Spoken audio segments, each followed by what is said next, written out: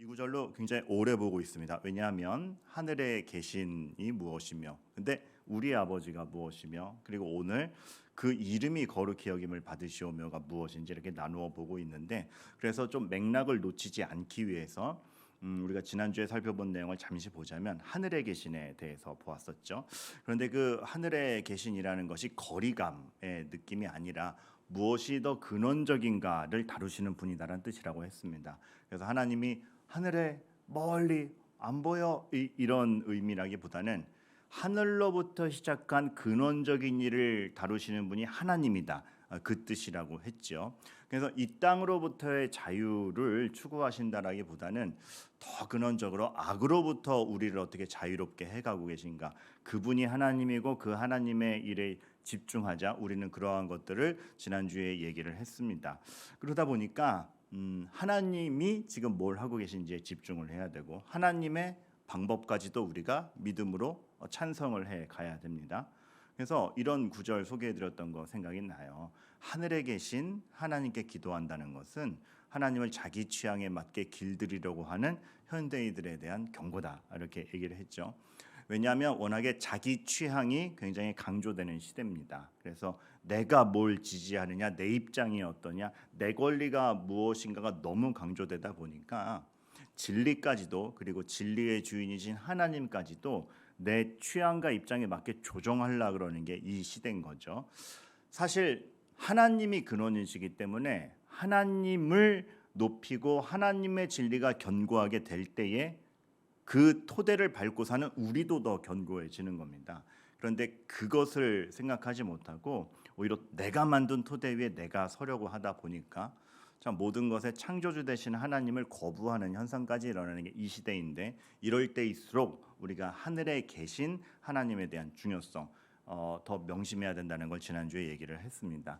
그러고선 이제 오늘 우리가 더불어 좀 이어서 살펴볼 것이 이름이 거룩히 여김을 받으시오며가 무슨 뜻인지에 대한 것입니다. 그런데 여기서 하나 중요한 단어가 있죠. 하나님이 거룩히 여김을 받으시오며라고 하지 않고 이름이 거룩히 여김을 받으시오며라고 해요. 그래서 이 이름이라는 단어에 대해서 좀 명확히 짚고 갈 필요가 있는데, 그저 그냥 네이밍을 얘기하는 건 아닙니다. 어떻게 이름이 지어졌는가, 뭐라고 호칭을 부르는가의 문제가 아니라, 예를 들어 드리면 창세기 2장 19절에 아담이 각 생물의 이름을 짓는 것이 나오죠.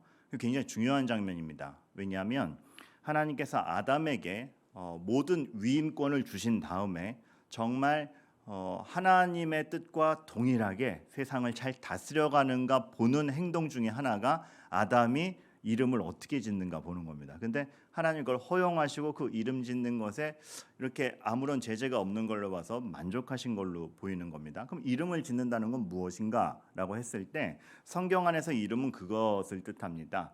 그러니까 아담이 이 생물을 보자마자 하나님이 이 생물을 어떻게 만드셨고 왜 만드셨고 이 생물의 특징이 무엇인지 단번에 간파하는 겁니다. 그래서 너는 하나님이 이런 목적으로 이러한 특징으로 지었구나, 이름인 거죠. 그러니까 단지 호칭이 아니라 본질, 성격, 목적 다 포함하는 겁니다. 성경에서 이름이란 그것입니다. 그 대상의 정체 자체인 거죠.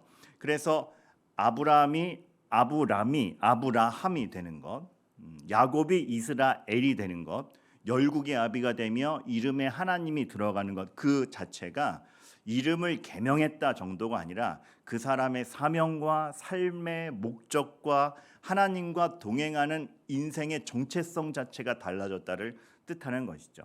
그래서 모세는 하나님께 이렇게 묻지 않았습니까? 출동하라 하니까 아니 제가 지금 가서 이런 명령이 왔다고 하면 분명히 물을 것입니다. 너한테 그 명령한 그의 이름이 무엇이냐 하리라, 이렇게 나오죠. 여기서 또 이름 뭐라 그래요? 저 이름 함자 몰라요 정도가 아니라 어떤 존재가 무슨 목적을 가지고 도대체 어떠한 능력과 어떠한 권위를 가지신 이가 명령했느냐, 그 존재 자체를 묻는 것이죠. 그래서 하나님이 이름을 대답하시는 것도 그냥 내 이름 뭐 이게 아니라 쫙 본인의 본질을 표현하시죠. 그래서 얻게 되는 답이 뭡니까? 나는 스스로 있는 자니라, 이렇게 나오는 겁니다. 그러니까 이름이 거룩히 여김을 받는다라는 것은 하나님 자체가 하나님의 모든 그 성품이 하나님이 하시는 일이 하나님의 목적 모든 것이 다 거룩히 여김을 받기를 원합니다라는 뜻을 갖게 되는 것이죠. 그런데 여기서 이제 우리가 거룩이라는 의미가 그럼 또 뭐냐? 오늘은 이게 뭐냐 많이 따지게 돼요. 근데 그 의미를 알 필요가 있는데 하나 먼저 서원적으로 말씀을 드리는 것은 거룩이라는 것 자체, 거룩의 의미에 대한 중심적인 그 주제는 마태복음 23장 정도에 가면 본격적으로 다룰 예정입니다. 왜냐하면 거룩이 어디에 있느냐, 이것에 있느냐, 저 행위에 있느냐, 이 표면에 있느냐, 마태복음 23장에서 거룩이라는 주제는 따로 다루어질 것이기 때문에 자세한 것은 그때 하겠지만 놀랍죠? 6장 하면서 23장 계획까지 있다라는 것이 이렇게 준비되어 있습니다. 그런데 오늘은 오늘의 주제에 맞는 정도의 거룩의 의미만 좀 살펴보고자 합니다. 그러할 때에 가장 우리가 근원적으로 또 중요하게 봐야 될 게 뭐냐면 거룩이란 일단 구별돼 있음이라는 것에 가장 큰 뜻이 있습니다. 하나님은 피조물과 구별되어 계신 분이죠. 다르다라는 것입니다. 그게 단지 차별이고 좀 더 우수하다가 아니고 본질과 목적과 틀 자체가 다르신 분이라는 겁니다. 그래서 이렇게 하나님은 그렇게 구별되어 계신 분이고 우리와 다른 차원에 계신 분이기 때문에 하나님은 어떻다? 환경과 조건, 어떤 변수, 그리고 심지어 인간의 반항과 악함에 휘둘리는 분이 아니라는 겁니다. 거룩, 구별되어 있기 때문에 그 안에서 그 조건에 휘둘리지 않습니다. 우리는 피조물이기 때문에 환경의 지배를 받습니다. 하지만 하나님은 스스로 계신 분이고 누가 지은 존재가 아니고 스스로 계시는 분이기 때문에 모든 것을 만드신 분이지 지음받은 분이 아니기 때문에 환경과 조건 변수에 휘둘리시지 않습니다. 그분이 우리 아버지이기 때문에 우리의 삶이 평안을 추구할 수 있는 것이고 믿음으로 구원의 약속을 확신할 수 있는 것이고 오늘의 삶에서 하나님을 믿는 것이 인내를 발동할 수 있다라는 개념까지 가는 것이죠. 그래서 저는 이 표현이 너무 좋습니다. 불변의 하나님. 조직신학자들이 하나님의 여러 가지를 이렇게 딱 지정할 때 불변의 하나님 꼭 넣습니다. 근데 이 불변의 하나님이라는 어감을 딱 들으면 그 말을 듣자마자 고정돼 있음, 딱 안 변함, 이렇게 딱딱하게 생각하기가 쉽잖아요. 그런데 하나님의 불변이란 무엇인가라고 했을 때 굉장히 생동감 있는 불변입니다. 스스로 계신 분이기 때문에 어떠한 유혹과 어떠한 조건의 변화에 따라서 이럴라 그랬는데 이렇게 됐네, 이렇게 해봐, 그렇게 넘어가는 분이 아니라는 겁니다. 어떤 악함이 공격하고 유혹해도 절대로 악으로 기울지 않으신다라는 차원에서 불변의 하나님입니다. 그게 거룩하신 하나님이며 악에게 전혀 영향받지 아니하신다라는 하나님이며 그것이 스스로 계신 하나님이라는 것이죠. 그것을 다른 개념으로 우리와의 관계에서 적용을 하자면 그렇기 때문에 스스로 계신 거룩하신 불변의 하나님이기 때문에 우리에 대한 사랑을 포기하지 아니하십니다. 사탄의 계략 때문에 창조의 세계가 죄로 어그러졌다고 하여서 우리에 대한 사랑을 포기하지 아니하시고 심지어 인간의 가장 악한 순간 하나님을 하나님으로 알아보지 못하고 예수 그리스도를 십자가에 못 박은 그 악함마저도 선으로 바꾸셔서 자신의 사랑을 구원을 이루시는 분이 하나님이라는 것이죠. 그러니까 하나님이 뭘 하고 계시지? 하나님이 어떤 분이시지? 그 하나님의 거룩함이 정말 지켜지기를 간구하나이다라고 우리가 먼저 기도하는 건 하나님은 높아지고 우리 삶은 아무 소용이 없고가 아니라 그 기도 자체가 우리의 삶의 토대를 오히려 더 확고히 하는 것임을 우리가 알아야 되는 거죠. 하나님이 어떤 분이신가? 하나님의 일이 어떻게 확고히 서는가? 그 하나님에 대한 확신이 커지는가 하는 것은 우리의 삶과 밀접한 관련성이 있습니다. 근데 반면 우리는 어떻습니까? 이러한 하나님의 그 거룩함을 생각할 때 우리는 어떻습니까? 반면 우리는 우리 정체성을 어떻게 정합니까? 환경에 빗대어 정하죠. 무엇을 누리고 오늘 컨디션이 어떻고 내가 어디 살며 어떤 직업을 가졌고로 정체성을 가져가죠. 그러니 직업이 바뀌고 사는 곳이 바뀌고 환경이 바뀔 때마다 우리의 자존감은 왔다 갔다 합니다. 하나님과는 너무 다르죠. 그런데 하나님께서 보증해 주시는 게 있습니다.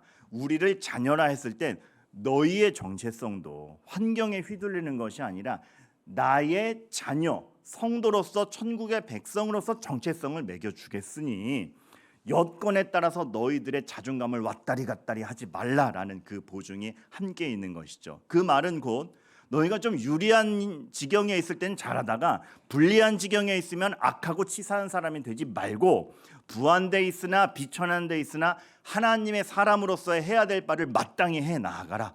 언제든 악에 타협하지 말아라라는 하나님의 명령이 가능한 것입니다. 그렇게 우리 인생이 되게끔 일구어 가시는 게 바로 우리의 하나님이라는 것이죠. 하나님이 누구시며 하나님이 자신의 계획을 결코 포기하지도 실패하지도 아니하신다라는 것이 확신이 되면 그것이 그냥 개념으로만 있는 게 아니라 오늘 내 삶에서의 나의 자존감, 담대함 그리고 어떤 선택과 결단이 달라지죠. 이게 성경상의 기록이다 보니까 위인들이니까 그러려니 했겠지만 늘 얘기하는 게 있지 않습니까? 그들도 다 우리와 성정이 같은 자다. 그러니 우리는 성경에 나와 있는 예시들이 우리의 고백이 될 수 있음을 확신하면서 가야 됩니다. 그러할 때에 모세의 이 말이 사실은 우리의 고백도 돼야죠. 하나님이 누구신지 하나님의 거룩함을 확신한 사람이 내릴 수 있는 결론, 군대가 쫓아오며 자기들을 멸하러 오는 군대가 쫓아오며 앞엔 길이 막혔는데 끝났다 하지 않고 선언할 수 있는 거, 너희를 위하여 여호와께서 싸우시리니 너희는 가만히 있을지어다. 여기서 가만히 있을지어다는 수동적으로 있으라는 얘기가 아니라 요동하지 말며 우리 삶을 우리가 개척하겠다고 오만을 하지 말며 하나님이 분명히 하나님의 일을 하실 것에 대해서 확신하며 견고히 서 있어라라는 뜻입니다. 그때 역사가 일어나죠. 다윗도 마찬가지입니다. 다윗이 골리앗 앞에 나갈 때 뭐라고 했습니까? 너는 칼과 단창으로 내게 나아오거니와 나는 만군의 여호와의 이름 곧 네가 모욕하는 이스라엘 군대 하나님 이름으로 내게 나간다 이렇게 얘기를 하죠. 사실 모두가 골리앗의 그 위용 앞에 벌벌 떨지 않았습니까? 싸우기 전에 패배감에 모두가 빠져 있을 때 다윗 한 명은 패배감에 빠져들지 않았습니다. 그리고 나아가는 게 좋은 무기를 갖췄으니 내가 이길 수 있겠다가 아니라 하나님의 이름이 모욕당하는 건 용납해서는 안 된다라는 그 결의와 결심, 그리고 분명히 확신한 것이죠. 거룩하신 하나님의 이름이 이렇게 모욕당하는 것을 하나님도 가만히 계시지 아니할 것이며 하나님의 백성인 나도 가만히 있을 수 없겠다. 그 확신이었습니다. 그 확신. 이길 수 있어. 확률 계산이거나 무기의 비교가 아니었고 그 결의였죠. 그 결의로 나아갑니다. 나의 판단은 이 여호와의 이름으로 나가고 이 여호와의 이름은 감히 모욕당할 수 없는 것이다. 이것의 다른 버전이 그거라고 생각됩니다. 모양과 환경은 달랐으나 근과 내게 없으나 나사렛 예수 그리스도의 이름으로 명하노니 일어나 걸으라.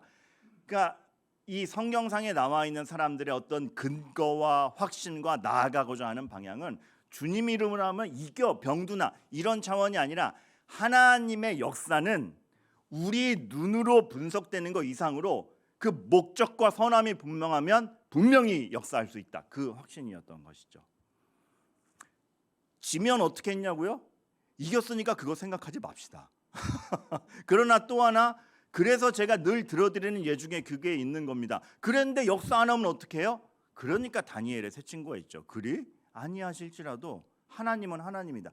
그 성경의 그 결의들을 보면 하나님이 살아계시기 때문에, 그가 거룩하시기 때문에, 거룩함으로 이 세상의 환경에 좌우되는 분위기 아니기 때문에 그 하나님을 내가 아버지라 부르는 사람들의 고백과 결단 아주 달랐습니다. 그거는 승리의 확률을 따지거나 내가 이길 수 있어, 이기니까 하는 행동이 아니라 해야 되니까 하는 행동이었습니다. 진리가 무너지지 않고 하나님의 이름이 낮추어지지 아니하는, 그러니까 핍박의 시대에 예배의 자리를 잡혀가서 죽는 지경이 될지라도 예배의 자리를 지킨 사람들이 핍박하는 사람을 이길 수 있으니까 버틴 게 아니라 하나님의 이름을 지켜야 되니까 버틴 거 아닙니까?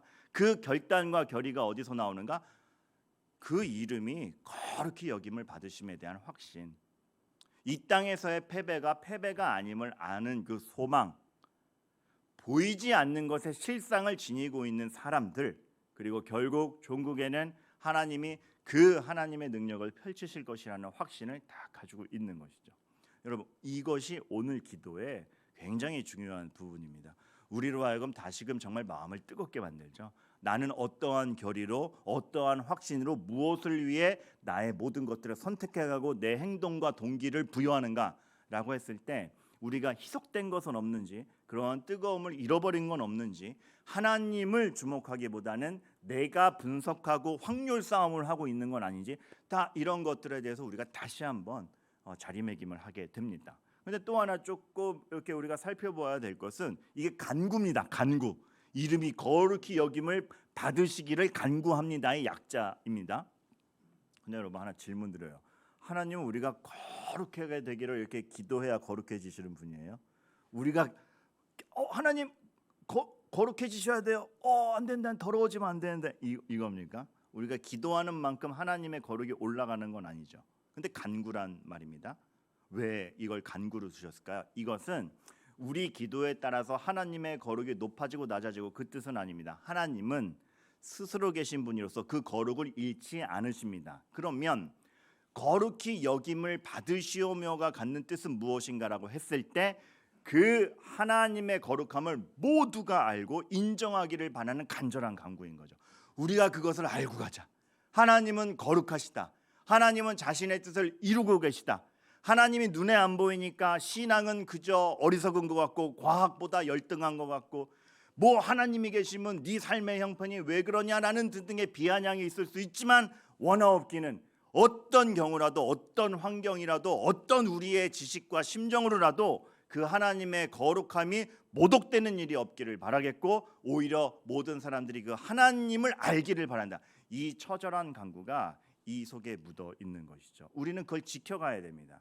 우리는 그것을 지켜가야 되고, 그렇게 사람들이 알아가기를 바라야 되고, 여기엔 또한 굉장히 큰 사랑도 묻어 있죠. 어떤 면에서 누군가 교회를 비아냥대거든 그도 이 거룩함을 알게 되기를 자비의 마음으로 원수를 위해 기도하는 우리의 태도가 결정되기 때문입니다. 그러한 것입니다.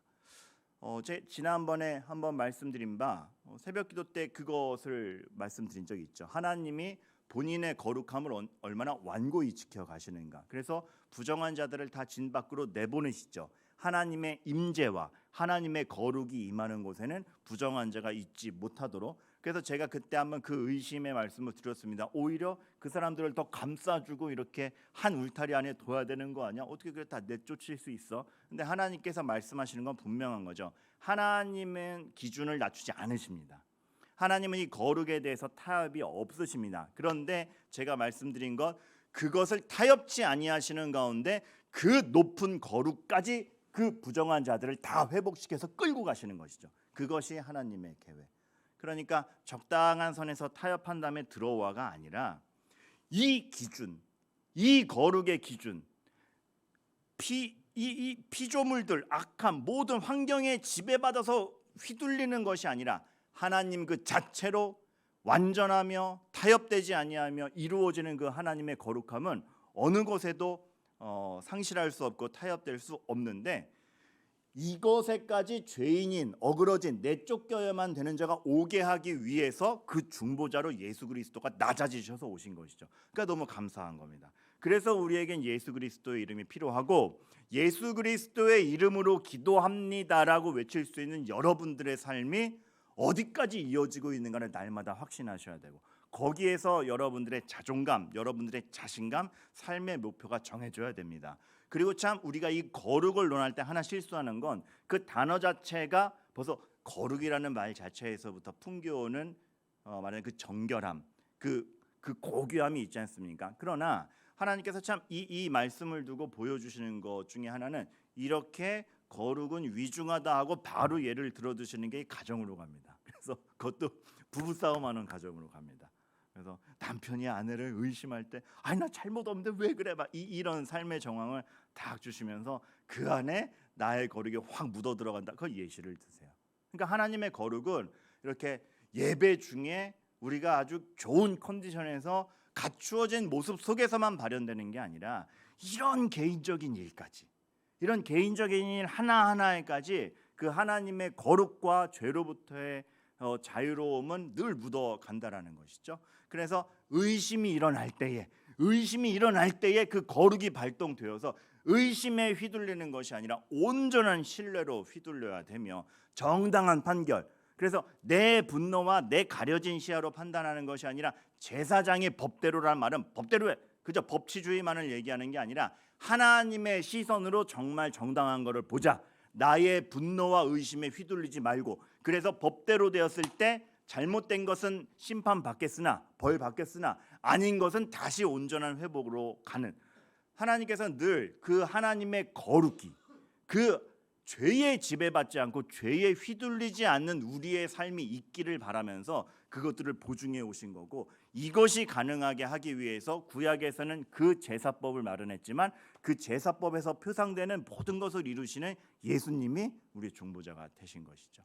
그러니까 우리가 예수 그리스도의 이름으로 기도한다는 것은 굉장히 크며, 물론 여러분의 모든 삶의 형편에 모든 세밀한 것까지 간구하십시오. 급한 거 간구하십시오. 그러나 그 모든 간구의 목적에는 하나님의 거룩하심을 딱 토대로 두고 그것을 생각하면서 가셔야 된다는 것을 오늘 여러분에게 말씀을 드리는 것입니다. 근데 하나 여러분께 또 하나 이 구약에 지금 인용된 말씀을 두고 말씀드릴 것은, 이런 여러 가지 과정을 두게 하시고 제사장에 가야 되고 법대로 판결하게 하시잖아요. 근데 이렇게 안 하시면 하나님은 모르십니까? 아십니다. 그럼 누구를 위해서 이런 과정들을 주십니까? 그 과정들을 통하여서 얼마나 우리에게 기회를 주시고 생각하게 하시는가. 자, 하나님은 왜 뚝딱하면 확 들어주실 수 있는 분이 기도를 가르치시면서 우리에게 기도하게 하시는가? 그렇게 안 하면 안 이루어 주시나? 그렇게 안 하면 모르나? 우리에게 기회를 주시고 우리가 되돌릴 수 있고 생각할 수 있는 시간들을 주시는 겁니다. 기도를 통해서, 여러분, 기도를 통해서 이루어지는 것은 환경이 바뀌는 것, 기도한 바대로 이루어지는 것 이상으로 그 기도하는 내가 변한다는 데 너무 중요한 원리가 있습니다. 거룩을 위해 기도할 때 그럼 내 삶은 그 거룩으로 가고 있는가? 그 거룩은 도대체 뭔가에 대해서 우리가 생각하게 되는 것이죠. 제가 이제 배우자 기도를 청년들에게 강조할 때가 있는데, 저는 중2 때부터 배우자 기도를 했습니다. 근데 그것이 지금 섬뜩 놀라시는 분 되게 많네요. 저는 어릴 때부터 관심 많았어요. 근데 배우자 기도를 하면서 제가 느끼는 건 뭐냐면, 이렇게 기도했더니 정말 이런 배우자를 만났다에 초점이 있지 않고 그런 배우자 기도를 하면서 제가 잘하는 겁니다. 그만큼의 배우자를 맞이할 만한 사람으로 나는 준비되고 있는가 하나, 그리고 이러한 배우자상을 바라는 게 맞는가, 왜 난 이런 배우자를 있었으면 좋겠다라고 기도하는가라고 했을 때 날마다 하나님 앞에서 그 부분이 생각되는 거죠.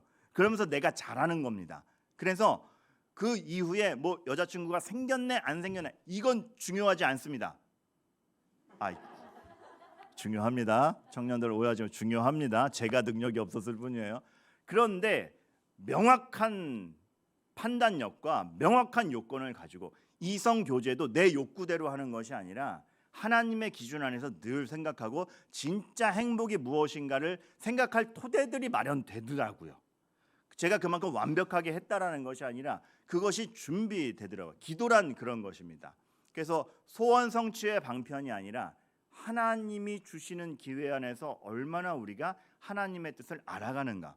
그러니까 제가 이런 그 일기를 적은 적이 있어요. 미운 사람이 생겼을 때, 그 정말 미움이 발동되지 않기를 절절히 기도할 때 하나 작게 깨달은 것이 있었죠. 원수가 있는 것일까? 우리 마음이 원수를 지정하는 것일까? 처음 저의 기도의 시작은 저 원수를 없애버리세요였어요. 제가 최근에 설교 때 많이 예를 들지 않습니까? 사실 그게 저의 마음이었고 저의 경험이었기 때문이에요. 근데 기도하면서 생각이 드는 거예요. 원수가 물론 원수는 있죠. 우리한테 진짜 어떻게 그런 행동을 할 수 있어? 우리에게 원수는 있습니다. 근데 일상적인 삶에서 원수가 정말 다 원수 이렇게 있는 걸까? 아니면 우리 마음이 넌 원수야라고 지정하는 것일까? 진짜 악독한 사람이 있습니다. 그런 비정상적인 경우 빼고 순수 악을 빼고 가만 보면 우리 마음이 원수를 지정하죠. 원수는 격파돼서 사라지는 것이 아니라 용서하면 사라지는 것입니다. 근데 우리가 용서의 거룩까지 나가지 못하다 보니까 원수는 늘 존재하죠. 여기서 우리가 커나가는 겁니다. 거룩이 무엇인가? 원수와 미움의 악에 휘둘리는 사람인가? 아니면 거룩과 사랑과 용서에 휘둘리는 사람인가? 그 하나님의 거룩, 정말 악에 휘둘리지 아니함, 악에 꺾이지 아니하고 사랑을 포기하지 않는 구원을 이루시는 하나님이 내 삶의 기준이라는 걸 알 때 우리는 이러한 것까지도 다 다르게 반응하고 다르게 결단할 수 있는 것이죠. 큰일 났다. 여러분, 우리에게 조급한 일 많습니다. 우리는 그래서 큰일 난 것에 대해 기도하죠. 근데 여러분 한번 차분하게 생각해 보세요. 큰일 났다. 뭐가 두려운 겁니까? 고찰해 봤을 때 생각보다 작은 것에 본인이 휘둘리고 있음을 알게 될 때도 있습니다.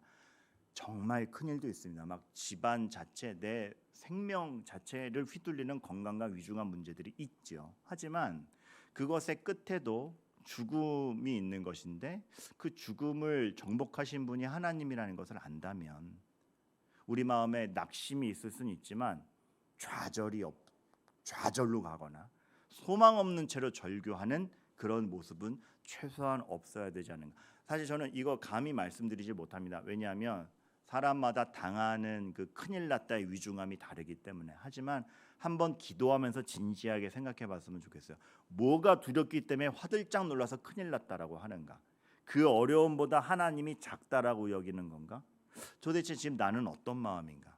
우리는 그 한 걸음 멈추어 서서 하나님께 집중해 보려는 노력을 안 합니다. 그런데 큰일 났다라는 그 시급함 속에서도 우리가 기도를 통해 거룩하신 하나님을 보면 그 미세한 틈바구니 속에서 다른 관점이 생길 수 있고, 진정한 소망이 무엇이구나에 대한 고삐를 놓치지 않을 수 있는 것이죠. 우리 바쁩니다. 전 바쁜 거 중요하게 생각합니다. 왜냐하면 성실해야 되기 때문에 그렇습니다. 근데 여러분, 제가 하나 조금 불안한 건 성실입니까? 초조입니까? 하나님이 부여하신 인생 안에서의 성실입니까? 아니면 이거 놓치면 끝나, 초조함입니까? 이거 놓치면 끝나라는 생각이 잘 보면 삶의 소망의 기틀을 본인이 정한 대로 확신하는 오만일 수 있습니다. 이거 놓치면 끝나는 게 조금 단언적으로 말씀드리면 사실 하나님밖에 없지 않습니까? 라고 생각해야 되는 게 우리 아닙니까? 그렇게 되기 힘들죠. 한번 생각해 보았으면 좋겠어요. 무엇에 초조한가? 왜 바쁜가? 하나님 앞에서의 성실인가? 아니면 조급함인가? 혹시 내 삶을 내가 다 구축하겠다고 하는 그러한 자세에서 그 정말 굳건히 계신 하나님을 의식하지 못한 채 내가 지금 이렇게 휘둘리고 있는 건 아닌가? 우리는 여러 가지를 생각하게 되죠. 그래서 주기도의 첫 간구는 너무 소중합니다. 너희는 이렇게 기도하라. 무엇? 기도의 대상이 니네 아버지다. 우리 아버지다. 하늘에 계신 분이다. 근원적인 해결을 해가시는 분이다. 그의 생각은 너희의 생각과 달라서 보이지 않지만 분명히 일하신다. 그 이름이 거룩히 여김을 받으실 만한 분이며 그걸 위해 지금도 휘둘리지 않고 일하고 계시니 너희도 악에게 휘둘리지 말고 하나님이 하시는 일을 보아라. 여러분, 오늘부터의 기도가 여러분의 모든 불안과 초조와 자존감을 뛰어넘어서 하나님을 한번 똑바로 쳐다보는 시간이기를 바랍니다. 그럴 때 하나님이 부여하시는 평안, 해결점, 상황이 달라져서가 아니고 여러분이 커져서 상황을 덮는 그 하나님 자녀로서의 위로와 담대함이 무엇인지를 보시기를 바라겠습니다. 그러할 때에 어떤 일을 해결해 나아가야 되죠. 해결해 나아갈 때 초조함으로 해결하는 것과 평안한 가운데 해결하는 것은 다릅니다. 분별이 다르고 분노가 다르고 결정이 다릅니다. 우리는 좀 그렇게 넓은 정말 하나님의 사람으로서의 위용을 가지고 나아가게 되기를 바랍니다. 그러니까 다윗이 골리앗을 상대하는 게 믿음이 있었다고 상대하는 게 더 쉬워진 건 아니지 않습니까? 전력을 다해야 됐고 본인이 할 수 있는 힘껏 던져야 됐고 이게 한 번 맞춰서 될까 두 번 맞춰서 될까? 사실 이 정작 대면하고 나서 초조함이 생겼을지도 모르겠어요. 그러나 그의 믿음의 선택이 그 행동을 하게 만들죠. 그 결연함과 선택이 다르잖아요. 그러니까 우린 맞설 겁니다. 생활의 스트레스 그냥 사라지지 않습니다. 해야 되는데 어떤 믿음과 태도로 하느냐, 기도 가운데 그것들이 구축될 때 정말 인생의 그 신비, 하나님이 주시는 기쁨, 우리만의 자존감을 여러분들이 느끼실 수 있으리라. 느낌 자체가 아니고 정말 삶으로 체감하실 수 있으리라 확신합니다.